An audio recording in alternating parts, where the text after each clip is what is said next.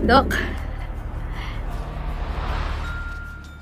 yung sa pag, ano po kasi, pag selos-selos po, ano, bakit naman po kailangan ko magselos, Dok?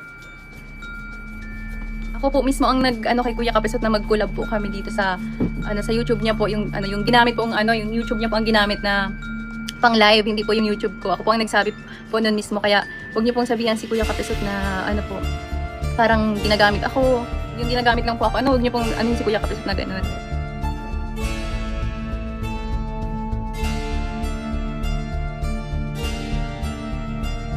Grabe, muntik pang mabugbog ngayon itong si Dokla. Lugi talaga ang lalaki ni Kuya Bill at ni Kindred.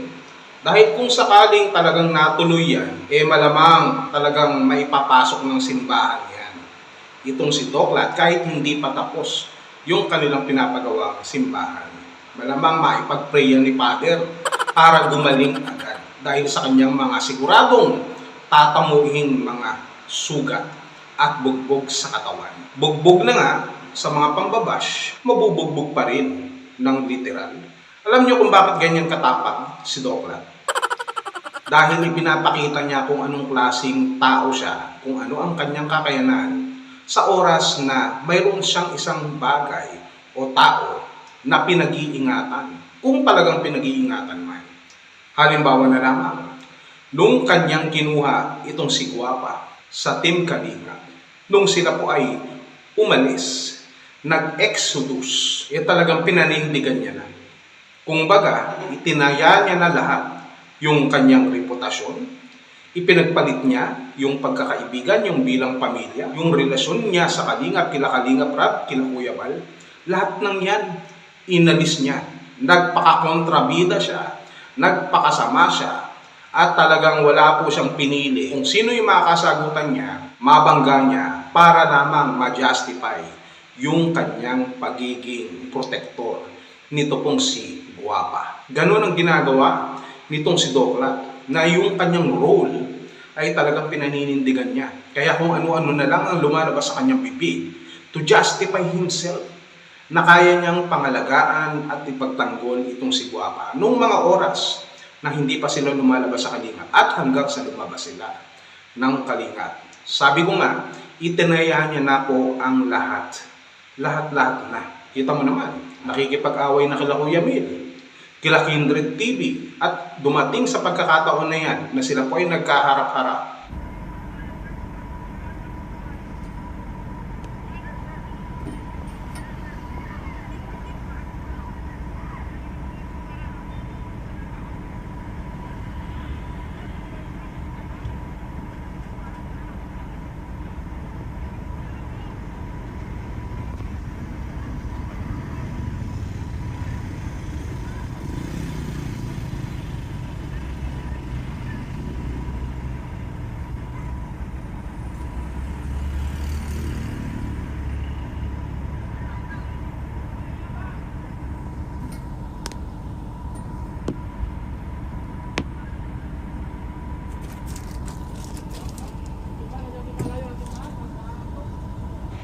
Yan ang mangyayari. Bakit humahawak ng stick itong si Doklat? Alam niyo kung bakit? Kasi nga, kung hindi niya gagawin yan, kasama kung hindi tayo nagkakamali, anak niya ba yung may hawak ng bato dyan? Alam nila na lugi sila. Ang lalaki niya, si Kuya Mil at si Kindred. Sa tingin niyo may panalo si Doklat dyan? Malamang wala. Itong si Doklat, kapag napatula nung dalawa na yan, malamang pisa. Nakita mo ba yung Beyonce? Na kung sakaling itong si Doklat ay mabugbog nung dalawa, aba, masasabi ko na may pananagutan ka dyan. Oo.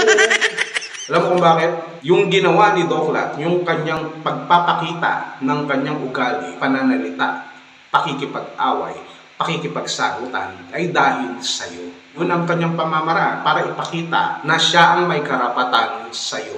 Na kaya kanyang ipagtanggol, na kaya ni Doklat na ipagpalit yung kanyang sariling pagkatao, reputasyon, para sa'yo. Pero hindi naging sapat. Dahil sa kabila ng lahat ng kanyang sinakripisyo, sabi niya nga, napapagod na siya, kaya gusto niya raw umuwi sa kanila, bisitahin ng kanyang nanay. Marahil, dun siya magsusumbong. Maglalabas ng sama ng loob, ng hinaing sa kanyang nanay. Well, hindi naman masama, natural lang yan. Ang sinasabi ko dito, Beyonce, dapat nakita mo yung sakripisyo nitong si Dokla. Di ba? Pero sa isang iglap, nagbago ang lahat. Nung dumating sa buhay mo si Kapisot. Simpleng-simple. Walang masyadong effort si Kapisot. Nagre-real talk lamang siya, sabi niya. Sinasabi niya lamang yung mga totoo, sabi niya. At nandiyan lang siya kay Beyonce bilang isang totoong defender ni Beyonce. Maging sa mga team guwapa. Kaya nga bilib ako dito kay Kapisot eh. Imagine, less effort, nakuha niya agad si Beyonce. Sabi ko nga, kung ako naman ang pipili dyan, mas pipiliin ko na si Kapisot. Dahil si Kapisot, hindi naman siya ang kumuha kay Beyonce eh. Di ba? Itong si Dokla ang naglabas. Si Kapisot, nandyan lang yan, nag-aantay. Mautak eh. Mautak, very genius. Malamang nasa rowan to noon. Patalino. Naghihintay na lamang eh. Nakuha pa sa pangangalaga ni Dokla. Itong si Beyonce, itong Batalero family. Kaya nga, dito sa ating madidinig, ito ay pagpapatunay lamang na itong Team Guwapa ay basag na. Mula bukas, alis na ang thumbnail. Mula bukas. O naligo sila. Nandito ang sponsor nyo. Pinuntahan kayo rito. Nagsayang ng pagod at oras. Galing Maynila para puntahan kayo rito para kausapin. Anong ginawa nyo? Nagpasarap-sarap kayo sa pagliligo nyo. Ngayon sisihin nyo yung sponsor nyo? Na wala mang ginawa masama ang sponsor nyo, kundi mapabuti at mapaganda ang inyong buhay, mapaganda ang inyong ano? Ha? Hira kayo. Kung gusto nila magsulod, just go ahead. Dadali namin ang Team Guwapa kahit saan kami. Dahil nag-umpisa na namin yan. Walang sino bang pwede makialam. At kung tinitingin nyo na niyurakan na namin yung pagkatao nyo, nagkamali kayo. Ginagawa namin lahat ang Sayang yung mga totoong taong nagmamalasakit talaga dito kay Beyonce. Kagaya na lamang nila Ate Sel, Ate Glo, Ate Hayas. Sayang dahil ang nagwagi sa puso ni Beyonce, sa atensyon ni Beyonce, ay walang iba kung hindi si Kapisot. Kaya wala nang pakialam dyan. No? Wala na sigurong paki itong si Beyonce kung mabugbog man itong si Dokla. Siguro makikisimpatya yan, pero yung talagang puso ni Beyonce ay nandito kay Kapisot. Imagine kung paano ipagtanggol at pagsabihan ni Beyonce itong si Dokla patungkol dito kay Kapisot na huwag daw pag-iisipan ng masama. Nakalain niyo yun. Sinabi niyo yun. Kaya itong Team Guwapa, hindi na mabubuo ito. Basag na, may lamat na ito. Kahit sabihin pa natin magpatuloy ito, hindi magtatagal, tuluyang masisira. Magkakahiwalay-hiwalay. Nadinig niyo naman kung ano yung mga sinabi ni Dokla. Nadinig niyo rin kung ano sinabi ni Beyonce. At nakita nyo naman kung ano ang nangyayari ngayon kay Dokla. Sa kabila ng lahat, subalit napakasakit. Kuya Eddie, si Kapisot pa rin ang nagwagi sa bandang huli pala. Huli. Kaya Kapisot, congratulations sa iyo sapagkat ikaw ang nagwagi sa puso at atensyon ni Beyonce. So paano yan, Dokla? Muntik ka nang mabugbog pero wala pa rin silbi. Wala pa rin importansya.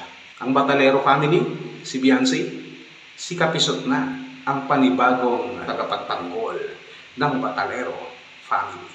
Yan. Sakit. Ouch.